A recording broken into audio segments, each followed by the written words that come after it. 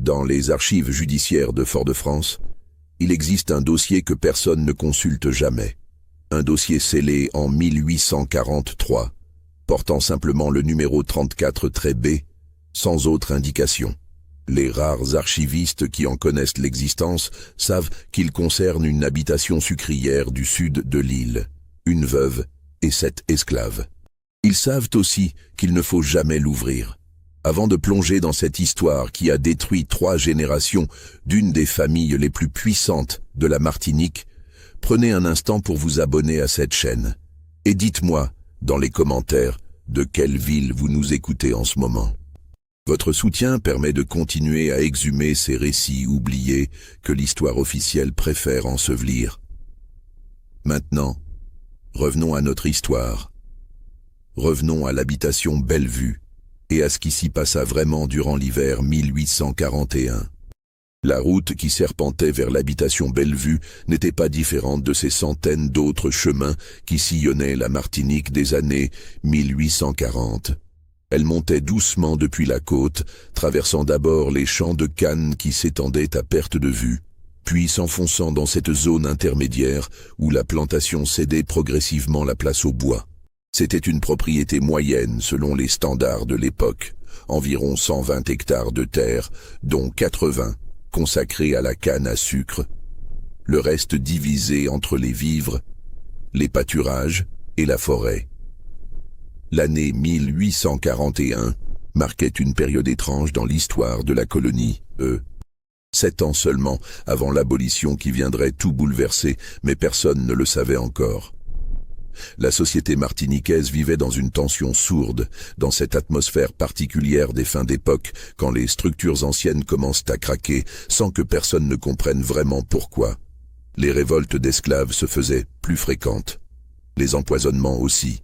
Et dans les salons de Fort-de-France comme de Saint-Pierre, on discutait avec une inquiétude croissante de ces idées abolitionnistes qui gagnaient du terrain en métropole. L'habitation Bellevue appartenait à la famille Valcourt depuis 3 générations. Pierre-Auguste de Valcourt, le patriarche, l'avait acquise en 1793, au moment même où la Révolution française faisait trembler les colonies.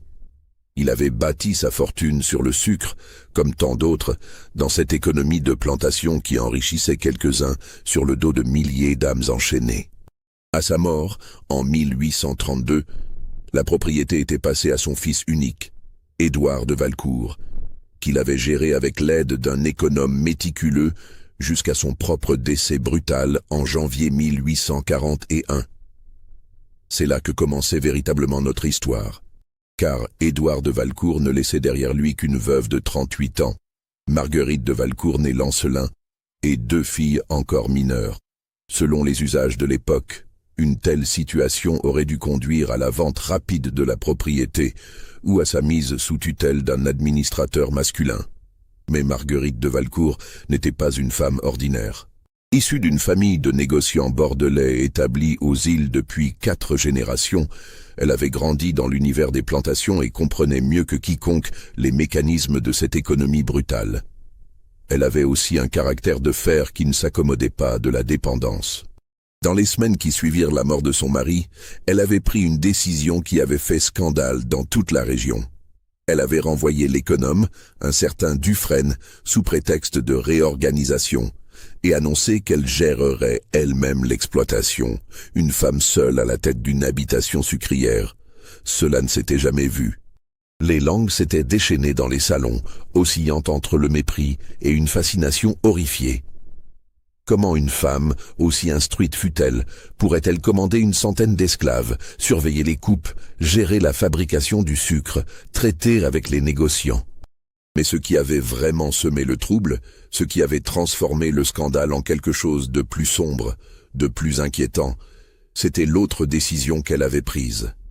Parmi les 87 esclaves que comptait l'habitation, elle en avait choisi 7. 7 hommes qu'elle avait retirés des travaux des champs pour les affecter exclusivement à son service personnel et à la surveillance de la propriété. Pas des domestiques de maison, pas des ouvriers qualifiés. 7 esclaves des champs, robustes, dans la force de l'âge, qu'elle gardait constamment près d'elle. Cette sélection avait quelque chose de méthodique, de calculé, que les voisins avaient trouvé profondément dérangeant. Il y avait Barthélemy, 35 ans, né sur l'habitation, fils d'un ancien commandeur. Auguste, 42 ans, arrivé d'Afrique 20 ans plus tôt, réputé pour sa force exceptionnelle. Théodule, 28 ans, maître tonnelier formé par l'ancien économe. Sylvestre, 37 ans, qui savait lire et écrire, chose rare parmi les esclaves. Ambroise, 40 ans, connu pour son silence et son regard impossible à soutenir. Firmin, 32 ans, qui avait tenté de s'enfuir 2 fois dans sa jeunesse. Et Valentin, le plus jeune, 24 ans, dont on murmurait qu'il avait du sang indien mêlé au sang africain. Ces 7 hommes formaient désormais une sorte de garde rapprochée autour de la veuve. Ils dormaient dans une case spécialement aménagée près de la grande maison. Ils ne travaillaient plus au champ. Ils ne se mêlaient plus aux autres esclaves. Et le plus étrange, le plus perturbant pour ceux qui venaient encore visiter l'habitation, c'était la manière dont Marguerite de Valcourt les traitait. Pas avec la distance hautaine qui caractérisait habituellement les relations entre maîtres et esclaves, ni avec la familiarité paternaliste qu'affichaient certains propriétaires éclairés. Non, avec quelque chose qui ressemblait à du respect, presque à de l'égalité. Elle leur parlait directement, sans intermédiaire. Elle écoutait leurs avis sur la gestion de la propriété. Elle leur avait fait confectionner des vêtements neufs, de meilleure qualité que ceux des autres esclaves. Elle leur servait elle-même leur repas du soir, sur la galerie de la grande maison, pendant que ses filles dînaient à l'intérieur. Ce renversement des codes, cette transgression de toutes les barrières sociales qui structuraient la société de plantation, provoquait un malaise profond chez les rares visiteurs qui en étaient témoins. Les rumeurs avaient commencé presque immédiatement. Des rumeurs sales, prévisibles dans une société obsédée par la pureté raciale et la séparation des castes. On disait que la veuve entretenait des relations charnelles avec ses 7 protégés. On chuchotait des histoires de débauche, de perversion, de dépravation qui salissaient l'honneur des Valcourt. D'autres versions, plus sombres encore, parlaient de sorcellerie, d'envoûtement, de pratiques vaudou venues de Saint-Domingue. On racontait que les 7 esclaves avaient ensorcelé leur maîtresse, qu'ils la tenaient sous leur coupe par des moyens occultes. Mais il y avait aussi ceux, peu nombreux, qui observaient les chiffres. Et les chiffres racontaient une histoire différente. Dans les mois qui suivirent la prise de contrôle de Marguerite de Valcourt, la production de l'habitation Bellevue n'avait pas diminué. Elle avait augmenté. Contre toute attente, contre toute logique apparente, une femme seule avec ses 7 esclaves de confiance produisait plus de sucre, de meilleure qualité, que son défunt mari avec son économe et toute la hiérarchie traditionnelle de la plantation. Ce succès ne faisait qu'amplifier le scandale. Il suggérait que peut-être, le système traditionnel n'était pas aussi efficace qu'on voulait bien le croire. Il posait des questions dangereuses sur la nécessité même de certaines violences, de certaines humiliations qui structuraient l'ordre esclavagiste. Et cela, la Société des planteurs ne pouvait l'accepter. La première disparition eut lieu un mercredi de mars 1841, jour de marché à Rivière-Pilote, le bourg le plus proche de l'habitation Bellevue. Ce matin-là, Marguerite de Valcourt avait envoyé 2 de ses 7 protégés, Barthélemy et Sylvestre, pour vendre une partie de la production de légumes et acheter du sel et des outils. C'était une pratique courante, et les 2 hommes connaissaient bien le chemin. Ils ne revinrent jamais. Le lendemain matin, quand leur absence devint évidente, Marguerite envoya Valentin et Firmin à leur recherche. Les 2 hommes revinrent en fin de journée avec une histoire qui ne fit qu'épaissir le mystère. Barthélemy et Sylvestre avaient bien atteint le marché. Plusieurs témoins les avaient vus vendre les légumes, acheter ce qui figurait sur la liste de leur maîtresse. Vers midi, ils avaient quitté le bourg, leur mission accomplie. Et puis, plus rien. Ils s'étaient évanouis quelque part sur les 10 kilomètres qui séparaient Rivière-Pilote de l'habitation Bellevue. Valentin et Firmin avaient interrogé tous ceux qu'ils avaient croisés sur la route. Un coupeur de canne les avait aperçus vers 13 heures, marchant d'un bon pas, leur panier sur la tête. Une femme qui lavait son linge dans une rivière les avait vus passer peu après. Et puis plus rien. Comme s'ils s'étaient dissous dans l'air chaud de l'après-midi martiniquais. Marguerite de Valcourt fit ce que tout propriétaire aurait fait dans une telle situation. Elle se rendit à la maréchaussée de Rivière-Pilote pour signaler la disparition. Mais l'accueil qu'elle reçut fut glacial. Le brigadier, un certain Duchamp, homme épais au visage rougeau, l'écouta avec un sourire narquois qui ne présageait rien de bon. « 2 nègres marrons, madame, dit-il en haussant les épaules. Cela arrive tous les jours. Ils ont profité de leur liberté de mouvement pour filer vers les mornes. Vous les reverrez peut-être dans 6 mois, affamés et couverts de plaies, à moins que les chasseurs ne les retrouvent avant. » Mais Marguerite savait que Barthélemy et Sylvestre n'étaient pas des marrons. Barthélemy était né sur l'habitation. Sa femme, ses 3 enfants y vivaient encore. Sylvestre était fiancé à une esclave de la plantation voisine, et Marguerite lui avait promis de faciliter leur union. Aucun des deux n'avait de raison de fuir. Au contraire, leur statut privilégié auprès de la veuve leur offrait des conditions de vie enviables par rapport à la majorité des esclaves de l'île. Elle insista. Elle exigea qu'une recherche soit organisée. Mais le brigadier Duchamp se contenta de noter leurs noms dans un registre déjà bien rempli. « Le marronnage, madame, » répéta-t-il, « rien que de très ordinaire. » Ce qui était extraordinaire, en revanche, ce fut ce qui se produisit la semaine suivante. Car cette fois, ce ne furent pas des esclaves qui disparurent. Ce fut Henri Deschamps, un planteur voisin de l'habitation Bellevue, propriétaire d'une petite exploitation de café dans les hauteurs. Un homme qui s'était distingué, dans les mois précédents, comme l'un des critiques les plus virulents de Marguerite de Valcourt. Deschamps avait répandu les rumeurs les plus infâmes sur la veuve et ses 7 esclaves. C'était lui qui suggérait, dans tous les salons où on voulait l'entendre, que les relations entre la propriétaire et ses protégés dépassaient largement le cadre de la simple gestion d'une plantation. C'était lui aussi qui avait écrit une lettre au gouverneur de la colonie, demandant qu'on enquête sur les pratiques scandaleuses qui se déroulaient à Bellevue, évoquant même la possibilité de pratiques occultes contraires à la religion. Henri Deschamps quitta son habitation un jeudi matin pour se rendre à Fort-de-France, où il devait rencontrer son notaire. Il ne revint jamais. Son cheval fut retrouvé 3 jours plus tard, errant sur le chemin, encore scellé mais sans cavalier. Dans les sacoches, on trouva ses papiers, son argent, ses lettres intactes. Mais d'Henri Deschamps lui-même, aucune trace. Cette fois, l'affaire ne put être étouffée.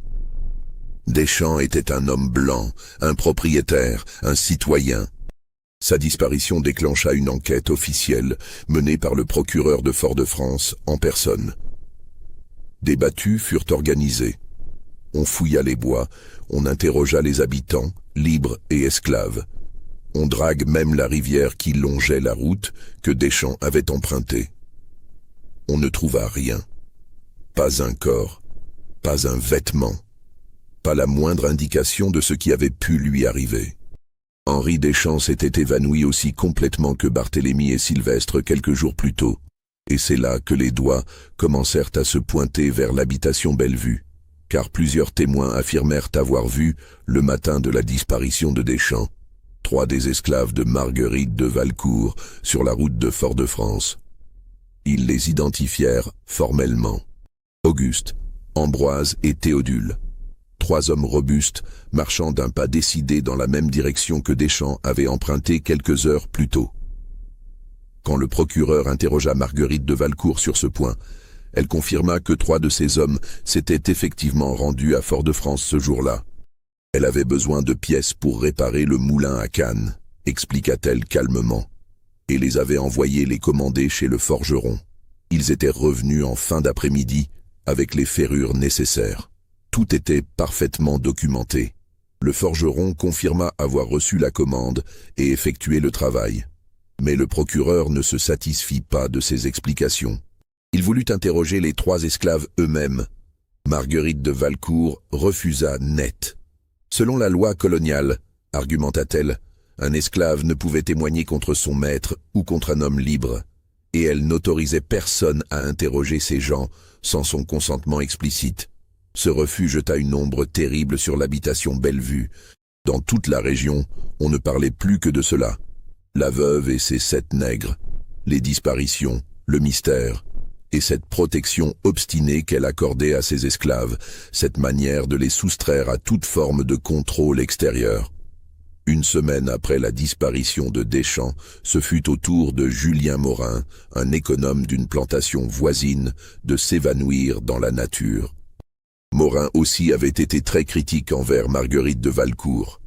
Il racontait à qui voulait l'entendre qu'une femme n'avait pas sa place à la tête d'une exploitation, que les esclaves de Bellevue vivaient dans un désordre qui finirait par provoquer une révolte, que toute cette affaire finirait mal. Morin disparut un dimanche alors qu'il rentrait de la messe. On retrouva son chapeau sur le bord de la route, à moins de 2 kilomètres de chez lui. Rien d'autre. Cette 3e disparition provoqua une panique dans toute la région du sud de l'île. Les gens ne sortaient en plus seuls. Les planteurs s'armaient avant de prendre la route. Des milices de volontaires se formaient pour patrouiller les chemins. Et tous les regards convergeaient vers l'habitation Bellevue, vers cette veuve étrange et ses 7 esclaves qui semblaient jouir d'une liberté suspecte.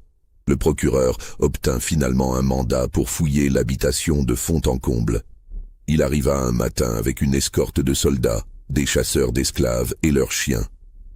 Ils passèrent 3 jours à retourner chaque recoin de la propriété. Ils fouillèrent la grande maison, les cases des esclaves, les bâtiments de la sucrerie, les champs.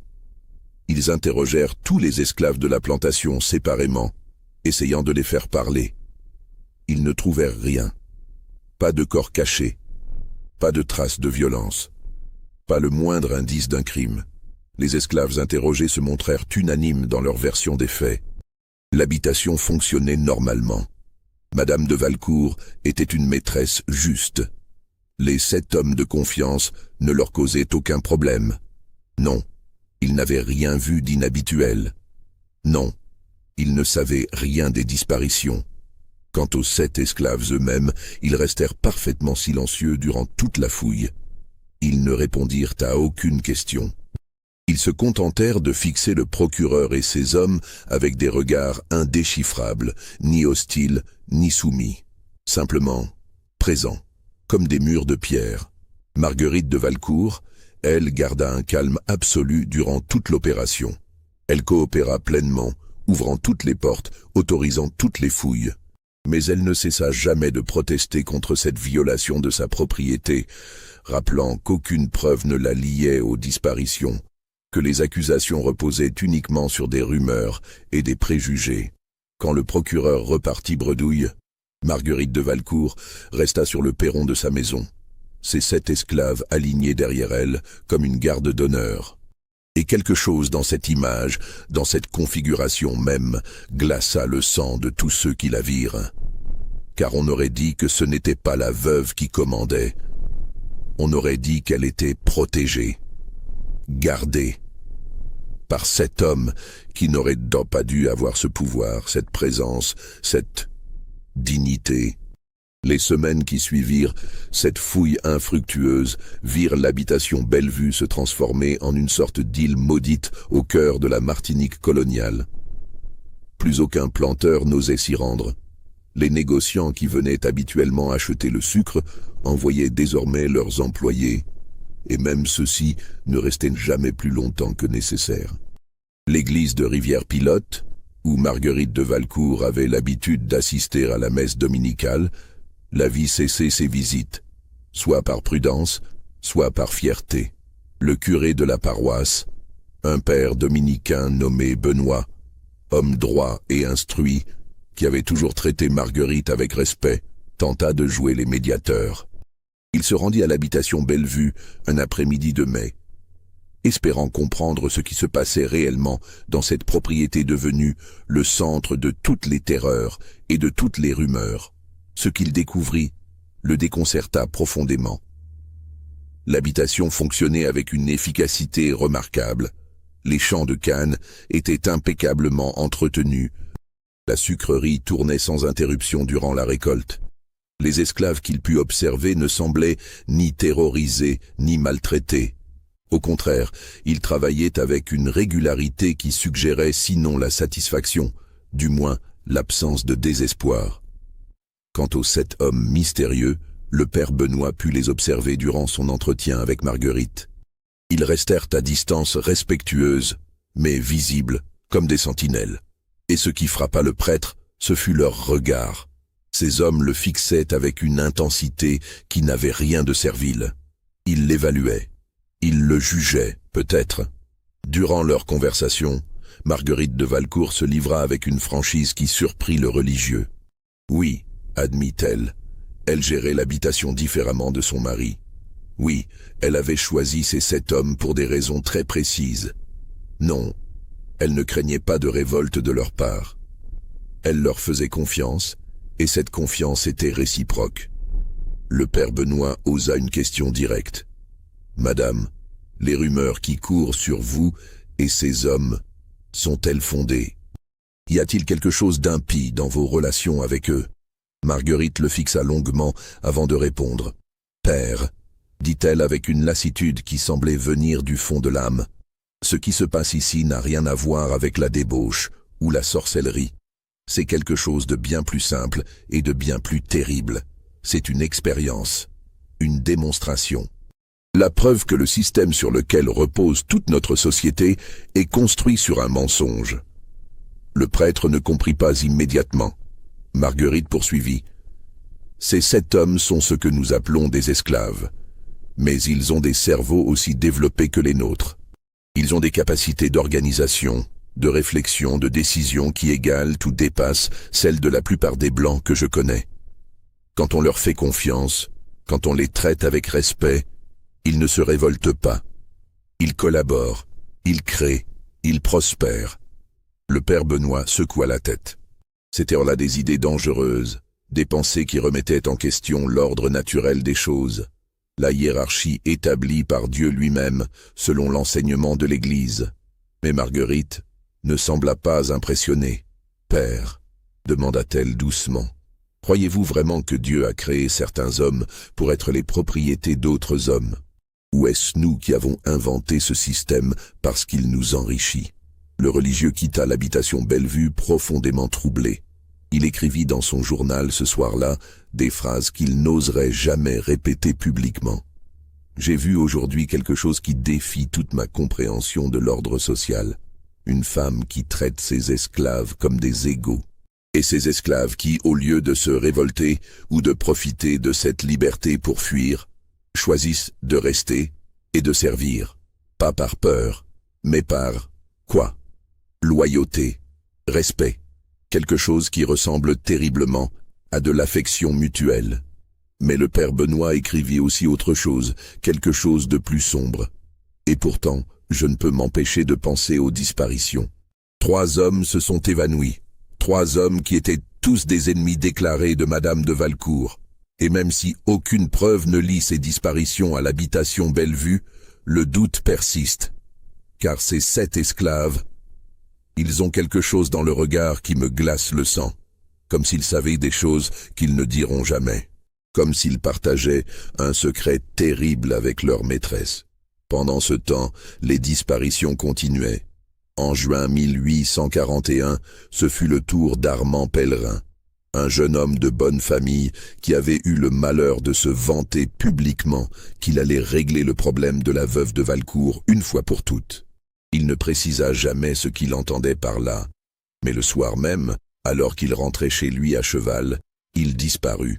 Son cheval rentra seul à l'écurie vers minuit, couvert de sueur, mais sans blessure apparente. Puis ce fut Gustave Lebrun, un contremaître réputé pour sa brutalité envers les esclaves, qui s'évanouit en plein jour sur la route côtière. Ensuite, Hippolyte Deschézeaux, un notaire qui s'apprêtait à rédiger une pétition collective demandant l'expulsion de Marguerite de Valcourt de la colonie. À chaque disparition, le même schéma.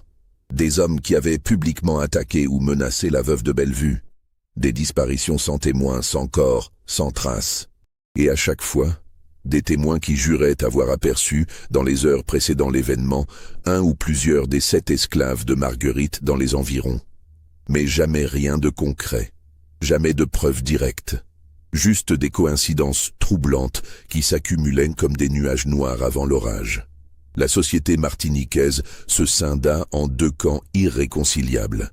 D'un côté, ceux qui étaient convaincus que Marguerite de Valcourt orchestrait ses disparitions par l'intermédiaire de ses 7 protégés, qu'elle avait créé une sorte de milice personnelle d'esclaves tueurs qui éliminait méthodiquement tous ceux qui s'opposaient à elle. Les plus imaginatifs évoquaient des pactes sataniques, des rituels de sang, des fosses communes cachées quelque part dans les bois de l'habitation.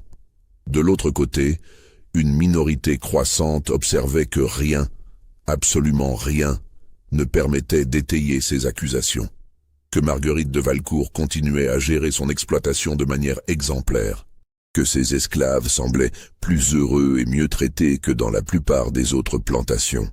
Et que peut-être, les disparitions n'avaient rien à voir avec elle. Cette deuxième hypothèse suggérait que les hommes disparus avaient été victimes d'autre chose. Du marronnage peut-être, Des bandes d'esclaves fugitifs qui vivaient dans les hauteurs et descendèrent parfois pour se venger de leurs oppresseurs. Ou de règlements de compte entre blancs, dissimulés sous le couvert d'accusations contre une veuve devenue bouc émissaire commode. Ou même de simples accidents, de chutes dans des ravines, de noyades, de crises cardiaques en pleine route, les corps ensuite dispersés par les animaux sauvages. Mais cette version rationnelle ne satisfaisait personne, car elle ne rendait pas compte de l'essentiel, de cette atmosphère de terreur qui s'était installée dans toute la région. De ce sentiment diffus que quelque chose d'ancien, de primitif, de profondément dérangeant se déroulait dans l'ombre. Et puis, il y avait les esclaves eux-mêmes, ceux des autres plantations. Eux aussi avaient commencé à parler, à chuchoter des histoires étranges sur l'habitation Bellevue et ses 7 gardiens. Ils racontaient que ces 7 hommes n'étaient plus vraiment des esclaves, qu'ils avaient accédé à une forme de liberté qui n'existait nulle part ailleurs dans la colonie, qu'ils protégeaient la veuve blanche non pas parce qu'ils y étaient forcés, mais parce qu'elle les avait libérés d'une manière que les autres blancs ne pouvaient pas comprendre. Ces rumeurs se répandirent de case en case, de plantation en plantation, créant une agitation sourde dans toute la population servile. Certains commandeurs et économes notèrent une insolence nouvelle chez leurs esclaves. Des regards qui duraient une seconde de trop. Des réponses qui venaient un instant trop tard. Des murmures qui s'interrompaient dès qu'un blanc approchait. Les planteurs paniquèrent, car ils comprirent soudain que Marguerite de Valcourt, qu'elle soit coupable ou non des disparitions, représentait une menace existentielle pour tout leur système. Elle démontrait par l'exemple que les esclaves pouvaient être traités autrement, qu'ils pouvaient être fiables, efficaces, loyaux, sans avoir besoin du fouet, de la chaîne et de la terreur.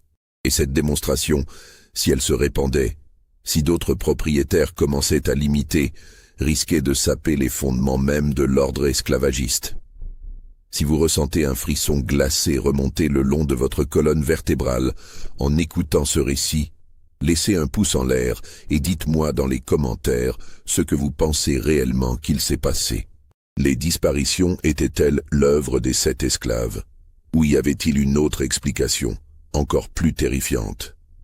L'été 1841 fut l'un des plus étouffants que la Martinique ait connu depuis des années. La chaleur pesait sur l'île comme une chape de plomb, rendant les journées interminables et les nuits oppressantes. Dans cette atmosphère suffocante, les tensions autour de l'habitation Bellevue atteignirent un point de rupture. En août, une délégation de planteurs se présenta chez le gouverneur de la colonie, Armand-Marie-Jacques de Chastenay de Puységur. Ils exigèrent qu'il prenne des mesures immédiates concernant Marguerite de Valcourt. Ils présentèrent une liste de 14 disparitions survenues en 6 mois, toutes dans un rayon de 20 km autour de l'habitation Bellevue. Ils argumentèrent que cette concentration de disparitions ne pouvait être une coïncidence. Le gouverneur les écouta avec une attention calculée. Puységur était un homme d'expérience qui avait servi dans plusieurs colonies avant d'arriver à la Martinique. Il comprenait les tensions qui minaient la société de plantation, Il connaissait la paranoïa qui pouvait s'emparer des colons face à la menace toujours latente de révoltes serviles. Mais il comprenait aussi autre chose, quelque chose que les planteurs préféraient ne pas voir. Marguerite de Valcourt, par son existence même, par sa manière de gérer son exploitation, remettait en question un système qui enrichissait une minorité sur le dos d'une majorité asservie. Et les planteurs la haïssaient moins pour ce qu'elle avait éventuellement fait que pour ce qu'elle représentait, la preuve vivante que leur brutalité n'était pas nécessaire. Néanmoins, le gouverneur ne pouvait ignorer 14 disparitions. Il promit d'agir, mais l'action qu'il choisit surprit tout le monde. Au lieu d'ordonner l'arrestation de Marguerite et de ses 7 esclaves, il nomma un enquêteur spécial, un magistrat de Fort-de-France, réputé pour son intégrité et son esprit méthodique. Un homme nommé Charles-Henri Bourbon, 45 ans, qui avait fait toute sa carrière dans l'administration coloniale. Bourbon arriva à Rivière-Pilote début septembre 1841. Il s'installa dans une auberge du bourg et commença méthodiquement à reconstituer le puzzle des disparitions. Il interrogea des dizaines de témoins. Il étudia chaque cas, cherchant des points communs, des schémas, des contradictions. Ce qu'il découvrit le fascina et le troubla en parts égales. Car plus il creusait, moins les choses semblaient claires. Oui, les 7 esclaves de Marguerite avaient été aperçus dans les environs de plusieurs disparitions, mais pas de toutes. Et dans 2 cas, il put établir avec certitude qu'ils se trouvaient à l'habitation Bellevue au moment des faits, confirmés par des témoins indépendants. Plus intriguant encore, Bourbon découvrit que les hommes disparus avaient un point commun qui dépassait leur critique envers Marguerite de Valcourt. Presque tous étaient connus pour leur brutalité envers leurs propres esclaves. Henri Deschamps avait été dénoncé 3 fois au procureur pour mauvais traitements excessifs, même selon les standards très permissifs de l'époque. Julien Morin avait tué 2 esclaves sous le fouet en 5 ans. Gustave Lebrun était surnommé le boucher par les esclaves de sa plantation. Cette découverte ouvrit une piste totalement nouvelle. Et si les disparitions n'avaient rien à voir avec Marguerite de Valcourt? Et si elles étaient l'œuvre d'un réseau clandestin d'esclaves, une sorte de justice parallèle qui éliminait les maîtres les plus cruels? Une vengeance organisée, méthodique, qui frappait dans l'ombre. Bourbon en vint à interroger Marguerite elle-même. Il se rendit à l'habitation Bellevue un matin de septembre, sans escorte cette fois, juste avec son secrétaire pour prendre des notes. Marguerite le reçut dans le salon de la grande maison, face aux grandes fenêtres qui donnaient sur les champs de Cannes. Leur conversation dura 3 heures. Bourbon posa des questions précises, techniques, cherchant les incohérences, les failles dans le récit de la veuve. Mais Marguerite répondit avec une franchise désarmante. Elle ne nia pas avoir choisi ces 7 hommes pour leur intelligence, leur force, leur capacité d'initiative. Elle ne nia pas non plus qu'elle leur accordait une liberté inhabituelle, qu'elle les consultait sur les décisions importantes, qu'elle les traitait avec un respect qui scandalisait ses pairs. Mais quand Bourbon aborda frontalement la question des disparitions, Marguerite le fixa droit dans les yeux et dit quelque chose qui resta gravé dans la mémoire du magistrat jusqu'à la fin de ses jours. « Monsieur Bourbon, ces hommes que mes voisins accusent d'avoir fait disparaître 14 personnes, connaissez-vous leurs histoires? Savez-vous d'où ils viennent ?» Le magistrat admit qu'il ne les connaissait pas. Marguerite se leva et s'approcha de la fenêtre. « Barthélemy, commença-t-elle, celui qu'on accuse d'être mon bras droit. Il est né ici, à Bellevue.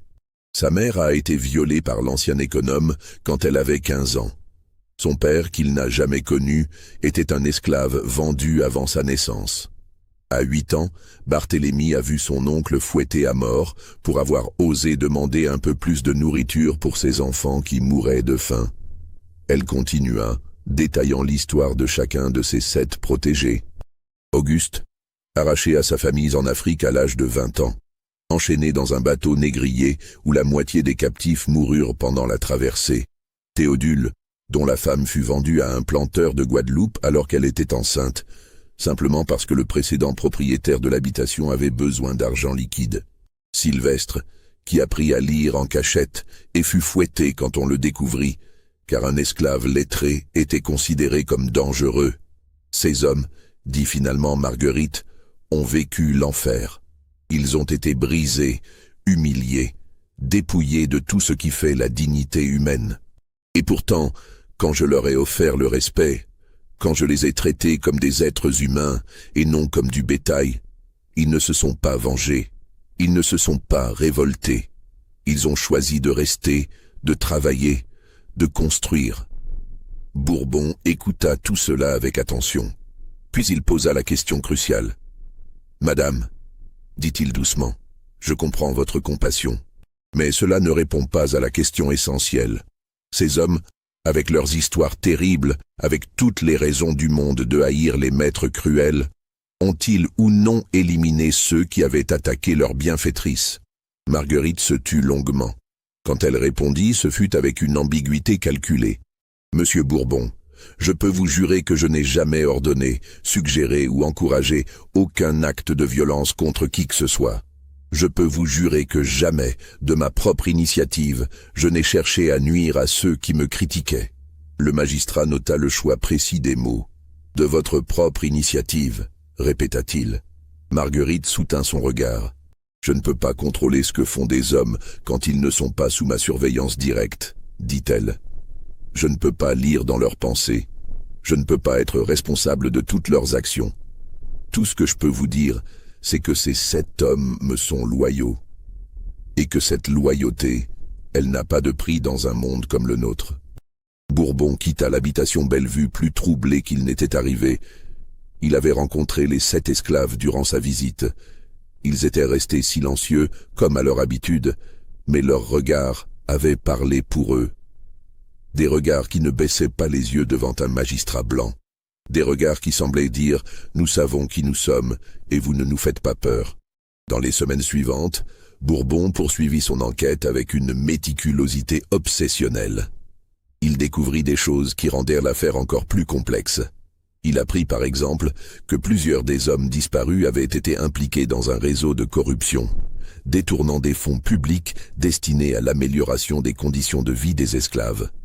Il apprit aussi que certains d'entre eux avaient des dettes importantes, des ennemis personnels, des raisons d'avoir voulu disparaître ou d'avoir été éliminés pour des motifs n'ayant rien à voir avec Marguerite de Valcourt.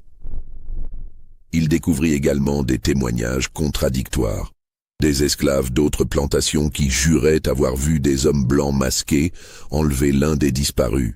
Un pêcheur qui affirmait avoir aperçu l'un des supposés morts sur un bateau en partance pour la Guadeloupe. Une domestique qui racontait avoir entendu 2 planteurs discuter de la nécessité de faire disparaître leurs associés pour s'approprier leurs biens. L'affaire devenait un labyrinthe. Chaque piste en ouvrait 3 nouvelles. Chaque réponse soulevait 10 questions. Et au centre de ce labyrinthe, comme une araignée dans sa toile, il y avait toujours Marguerite de Valcourt et ses 7 protégés.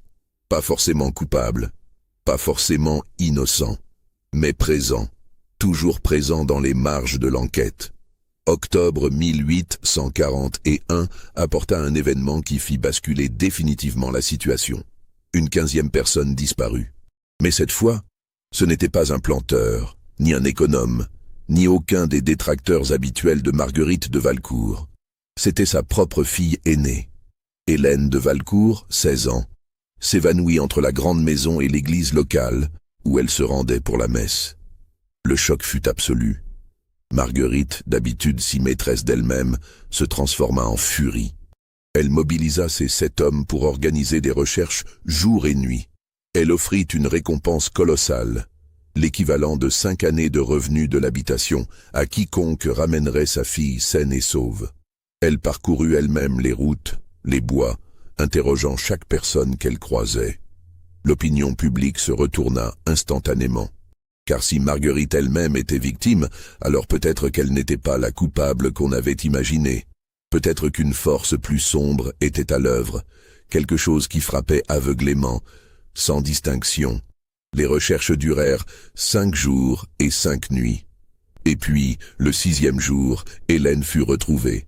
Elle émergea de la forêt, débraillée, affamée, terrorisée, mais vivante. Son histoire, racontée entre des sanglots, glaça le sang de tous ceux qui l'entendirent. Elle avait été enlevée, dit-elle, par 3 hommes masqués. Des blancs, elle en était certaine, à leur manière de parler, à leurs mains qu'elle avait aperçues. Ils l'avaient emmenée dans une cache quelque part dans les bois, une sorte de cabane abandonnée. Là, ils l'avaient interrogée pendant des heures. Que savait-elle sur les activités de sa mère? Que faisaient vraiment les 7 esclaves? Y avait-il des réunions secrètes à l'habitation? Où cachait-on les corps des disparus? Hélène jura qu'elle ne savait rien, qu'elle ne comprenait pas ce qu'ils cherchaient. Alors ils avaient changé de tactique. Ils lui avaient dit qu'ils allaient tuer sa mère, qu'ils allaient brûler l'habitation, qu'ils allaient pendre les 7 esclaves, à moins qu'elle n'accepte de les aider, de devenir leur espionne, de rapporter tout ce qu'elle verrait et entendrait. Hélène avait refusé. Alors, ils l'avaient laissée là, attachée, sans nourriture. Ils étaient revenus 2 fois pour renouveler leurs menaces. Mais le 5e jour, quelque chose s'était passé. Elle avait entendu des bruits de lutte, des cris étouffés, puis le silence. Et quelques heures plus tard, ses liens avaient été coupés, mais personne n'était là. Elle s'était enfuie, terrorisée, se perdant dans la forêt avant de retrouver finalement son chemin. Cette histoire provoqua un séisme dans toute la colonie, car elle révélait qu'un groupe de Blancs, probablement des planteurs ou leurs hommes de main, avait monté une opération pour obtenir des preuves contre Marguerite de Valcourt. Une opération qui incluait l'enlèvement et la torture d'une jeune fille de 16 ans. Mais elle révélait aussi autre chose. Quelqu'un était intervenu. Quelqu'un avait libéré Hélène. Quelqu'un qui connaissait l'emplacement de la cache et qui avait suffisamment de force et de détermination pour neutraliser les ravisseurs. Les 7 esclaves. On ne les avait pas vus durant les 5 jours de disparition d'Hélène. Marguerite avait affirmé qu'ils parcouraient la région à sa recherche, mais personne n'avait pu confirmer leurs allées et venues. Et maintenant, avec Hélène retrouvée et ses ravisseurs disparus à leur tour, les soupçons se portaient inévitablement sur eux. Charles-Henri Bourbon, le magistrat enquêteur, se retrouva face à un dilemme moral et juridique écrasant. Il savait désormais que des planteurs avaient enlevé une jeune fille. Il savait qu'ils avaient probablement été tués ou neutralisés par les 7 esclaves de Marguerite. Mais devait-il poursuivre ces esclaves pour avoir sauvé leur jeune maîtresse? Devait-il poursuivre les familles des planteurs pour leur complot? Ou devait-il laisser tout cela dans l'ombre, préserver l'ordre social en étouffant un scandale qui risquait de faire exploser toute la colonie? Il choisit une voie médiane, ambiguë, qui ne satisfit personne, mais évita le chaos. Il déclara que l'enlèvement d'Hélène était l'œuvre de Marron, d'esclaves fugitifs qui avaient tenté d'extorquer une rançon, que la jeune fille s'était échappée d'elle-même, que les recherches pour retrouver les coupables se poursuivaient. Pas un mot sur les implications des planteurs, pas un mot sur l'intervention probable des 7 esclaves. Mais tout le monde comprit le message implicite. Laissez Marguerite de Valcourt tranquille, ou ce qui est arrivé aux ravisseurs d'Hélène vous arrivera aussi. Ce compromis bancal maintint une paix précaire durant quelques semaines. Mais il créa aussi une nouvelle réalité. L'habitation Bellevue était désormais intouchable. Plus aucun planteur n'osait s'en prendre ouvertement à la veuve. On la croisait dans les rues de Rivière-Pilote et on détournait les yeux. On chuchotait dans son dos, mais plus personne ne la menaçait publiquement. Quant aux 7 esclaves, ils étaient devenus des légendes vivantes dans toute la population servile de la région. On racontait qu'ils pouvaient se déplacer sans bruit, frapper sans être vus, disparaître dans l'ombre. On disait qu'ils protégeaient leur maîtresse comme des anges gardiens, mais des anges gardiens armés de machettes et de connaissances mortelles. Les esclaves des autres plantations commençaient à murmurer leurs noms comme on murmure des prières ou des malédictions. Barthélemy, Auguste, Théodule, Sylvestre, Ambroise, Firmin, Valentin. Le véritable dénouement de cette histoire ne vint pas d'une révélation spectaculaire ni d'une arrestation dramatique. Il vint d'un document, Un document que Charles-Henri Bourbon découvrit en novembre 1841 dans les archives notariales de Fort-de-France. C'était un testament. Le testament d'Édouard de Valcourt, le défunt mari de Marguerite, rédigé 3 mois avant sa mort. Un testament que personne n'avait jugé bon de consulter jusqu'alors, car on supposait que dans une famille aussi établie, les dispositions testamentaires étaient simples et prévisibles. Mais ce testament n'était ni simple, ni prévisible.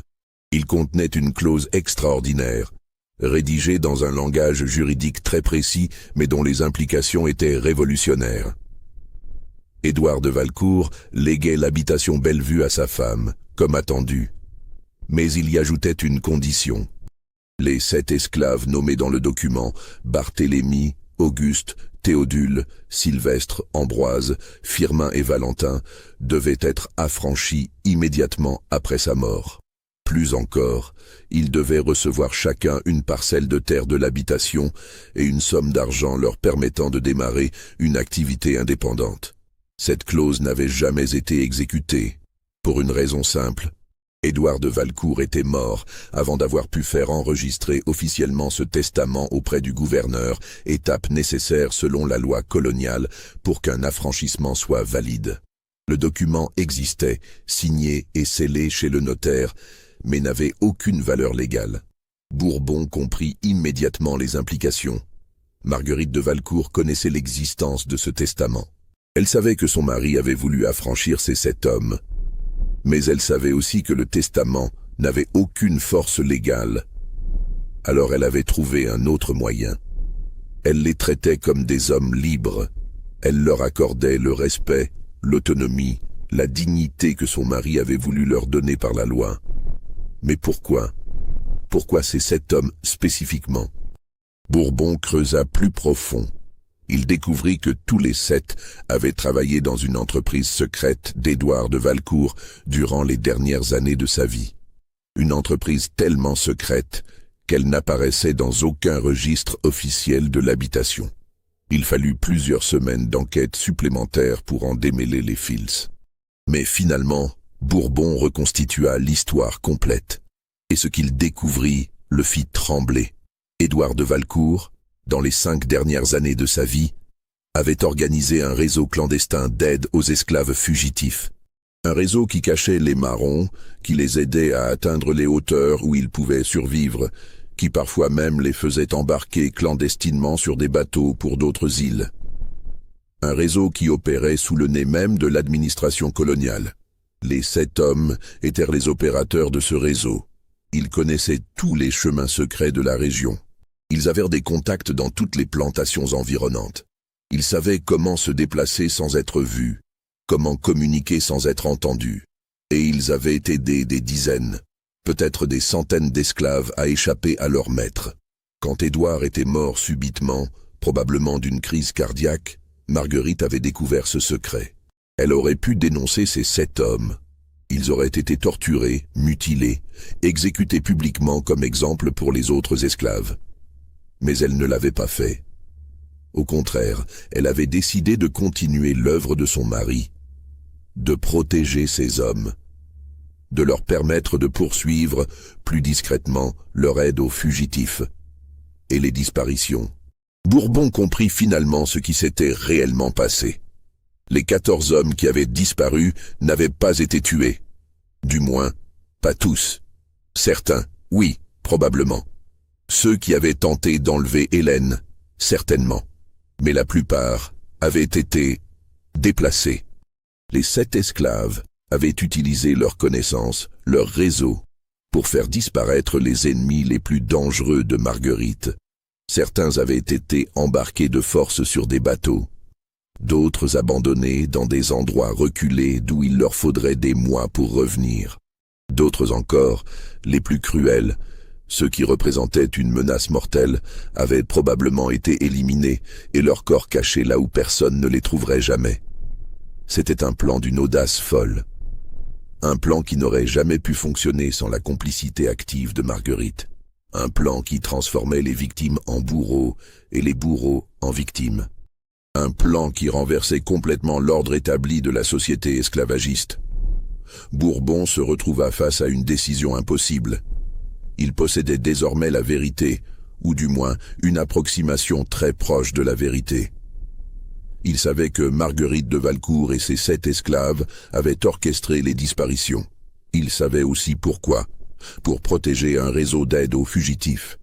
Pour préserver une alternative au système esclavagiste brutal qui dominait la colonie. Devait-il les arrêter? Les traduire en justice? Provoquer un scandale qui révélerait au grand jour les activités secrètes d'Édouard de Valcourt, un membre respecté de la société créole? Montrer que des esclaves avaient réussi à manipuler, à contrôler, à terrifier leurs maîtres blancs pendant des mois? Ou devait-il enterrer la vérité, fermer le dossier, déclarer que les disparitions restaient inexpliquées, permettre à Marguerite et à ses 7 protégés de continuer leur œuvre ambiguë, à la fois charitable et violente? Bourbon était un homme de loi. Il croyait en la justice, en l'ordre social. Mais il était aussi un homme intelligent. Il comprenait que la société esclavagiste était une abomination morale, même s'il avait été élevé pour l'accepter. Il voyait que le système entier reposait sur la terreur et la violence. Et il se demandait si les actions de Marguerite et de ses 7 hommes, aussi discutables fussent-elles, n'étaient pas une forme de justice supérieure. Il prit sa décision un matin de décembre 1841. Il se rendit une dernière fois à l'habitation Bellevue. Marguerite le reçut avec sa courtoisie habituelle. Les 7 esclaves étaient présents, comme toujours, silencieux et vigilants. Bourbon posa sur la table le testament d'Édouard de Valcourt et tous les documents qu'il avait rassemblés durant son enquête. « Madame, dit-il, je sais tout. Je sais ce que faisait votre mari. Je sais ce que font ces hommes. Je sais ce qui est arrivé à la plupart des disparus. » Marguerite pâlit, mais ne détourna pas le regard. Bourbon continua. « Je vais fermer ce dossier. Je vais déclarer que les disparitions sont l'œuvre probable de marrons, de pirates, d'accidents divers. Je ne révélerai rien de ce que j'ai découvert. » Il marqua une pause. « Mais en échange, je veux que vous arrêtiez. Plus de disparitions, plus de justice expéditive. Si quelqu'un vous menace, vous venez me voir. Si vous avez besoin d'aide pour votre réseau de fugitifs, vous me contactez discrètement. Mais plus de violence. » Marguerite acquiesça lentement. Puis, elle posa la question qui brûlait les lèvres de Bourbon depuis des semaines. « Pourquoi faites-vous cela, monsieur le magistrat?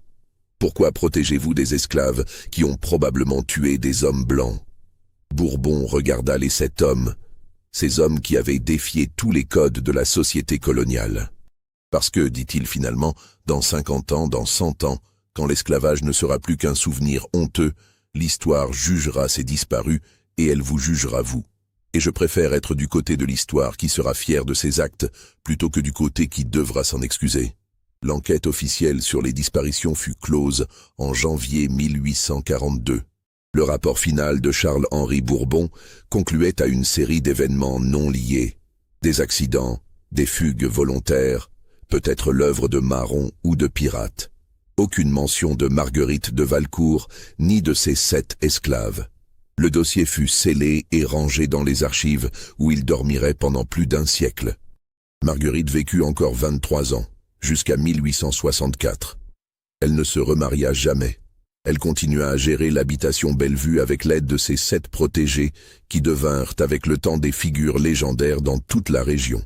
Quand l'abolition de l'esclavage fut proclamée en 1848, les 7 hommes furent parmi les premiers affranchis officiels.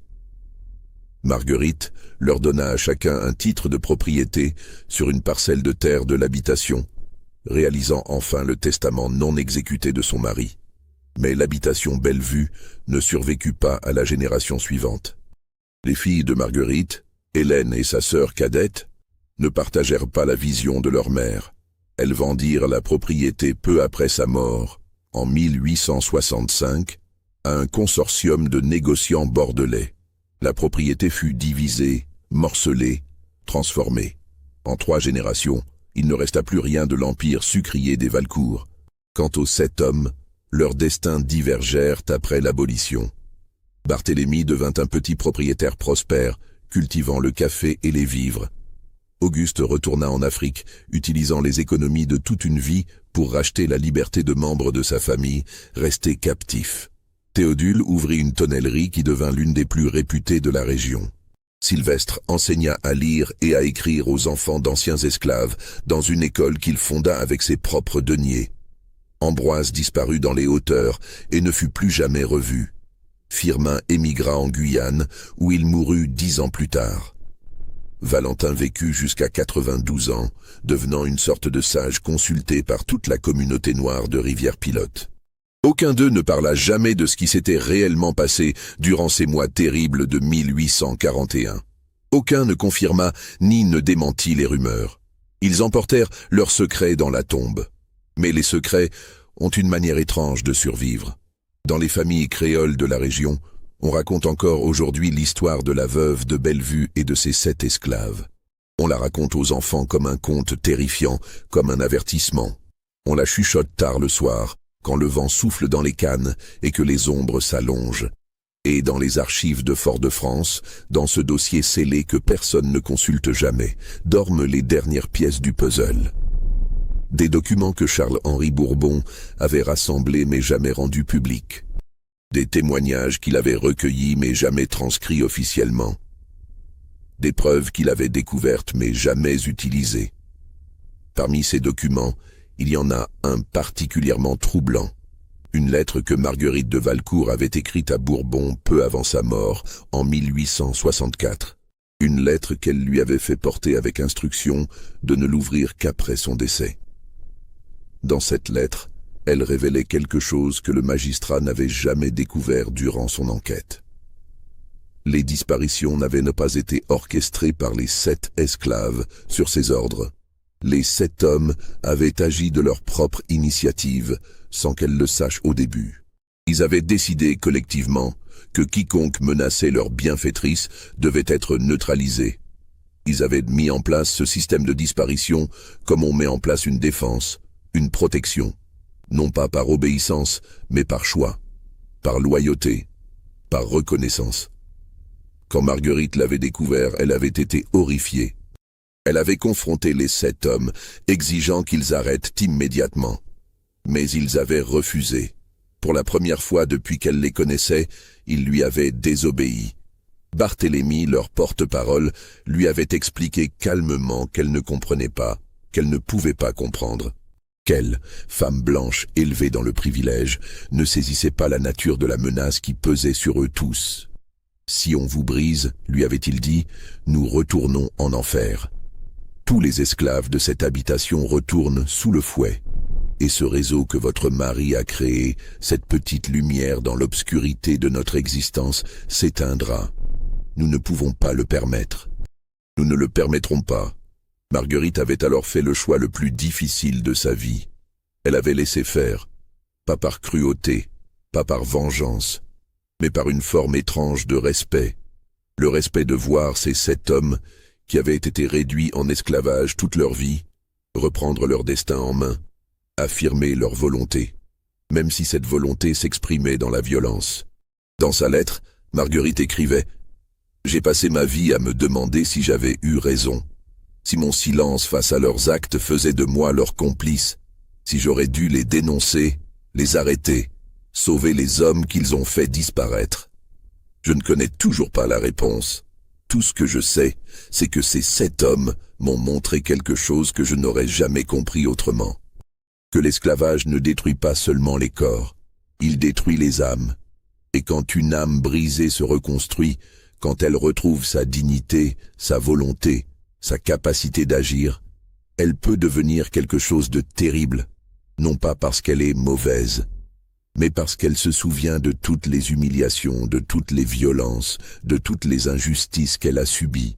Et parfois, la justice ressemble furieusement à la vengeance. Cette lettre ne fut jamais rendue publique. Bourbon la lut, la médita longuement, puis la rangea dans le dossier scellé, où elle repose encore aujourd'hui. L'histoire de Marguerite de Valcourt et de ses 7 esclaves ruina 3 générations de la famille. Pas financièrement, bien que la vente de l'habitation ait dispersé la fortune familiale, mais moralement. Les descendants des Valcourt portèrent pendant des décennies le poids de cette histoire ambiguë. Étaient-ils les héritiers d'une bienfaitrice, d'une femme courageuse qui avait osé défier le système esclavagiste? Ou les descendants d'une criminelle, d'une femme qui avait laissé ses esclaves éliminer ses ennemis? La réponse, bien sûr, est que Marguerite de Valcourt était les deux à la fois, comme nous le sommes tous, capables du meilleur et du pire, héroïques et lâches, compatissants et cruels, humains, terriblement humains. Et les 7 esclaves, ces hommes dont les noms résonnent encore dans les mémoires créoles, étaient-ils des justiciers, des criminels, des victimes qui étaient devenus bourreaux, des hommes qui avaient simplement fait ce qui leur semblait nécessaire pour survivre et protéger ce qui leur était cher? Peut-être que la vraie leçon de cette histoire n'est pas de savoir qui avait raison ou tort. Peut-être que la vraie leçon est de comprendre que dans un système fondé sur l'injustice absolue, sur la réduction d'êtres humains à l'état de propriété, il n'existe pas de solution moralement pure. Chaque choix est entaché. Chaque action porte la marque de la corruption originelle du système lui-même. Marguerite de Valcourt et ses 7 esclaves ont vécu dans un monde impossible. Un monde où faire le bien nécessitait parfois de faire le mal. Où protéger des innocents signifiait parfois sacrifier des coupables. Où la justice ne pouvait s'exercer que dans l'ombre, dans le secret, dans la violence. C'est peut-être pour cela que leur histoire reste si troublante, si difficile à classer dans les catégories simples du bien et du mal, parce qu'elle nous rappelle que l'histoire n'est pas écrite par des saints et des démons, mais par des êtres humains complexes, contradictoires, qui font ce qu'ils peuvent avec les outils dont ils disposent. Et vous, qu'en pensez-vous? Marguerite de Valcourt était-elle une héroïne ou une complice? Les 7 esclaves étaient-ils des libérateurs ou des meurtriers? Dites-le moi dans les commentaires. Abonnez-vous à cette chaîne pour continuer à explorer ces histoires oubliées qui nous obligent à réfléchir à ce que signifie vraiment être humain. Et partagez cette histoire avec ceux qui, comme vous, croient que la vérité mérite d'être exhumée, même quand elle est inconfortable, car au final, c'est peut-être cela, la véritable malédiction qui ruina 3 générations des Valcourt. Pas les disparitions elles-mêmes, mais l'impossibilité de trancher, l'impossibilité de dire avec certitude si ce qui s'était passé à l'habitation Bellevue en 1841 était un crime ou un acte de résistance, une abomination ou une révolution. Et cette incertitude, ce doute qui ronge, qui interroge, qui refuse de laisser l'histoire dormir tranquille, c'est peut-être la seule justice que nous puissions espérer retrouver dans les décombres de l'esclavage. Le dossier 34-B reste scellé dans les archives de Fort-de-France. Peut-être vaut-il mieux qu'il le reste, car certaines vérités sont trop lourdes à porter, certains secrets trop dangereux à révéler, et certaines histoires ne peuvent jamais vraiment se terminer. Elles continuent de hanter, de questionner, d'interpeller, comme celle de la veuve et de ses 7 esclaves, comme celle du secret qui ruina 3 générations.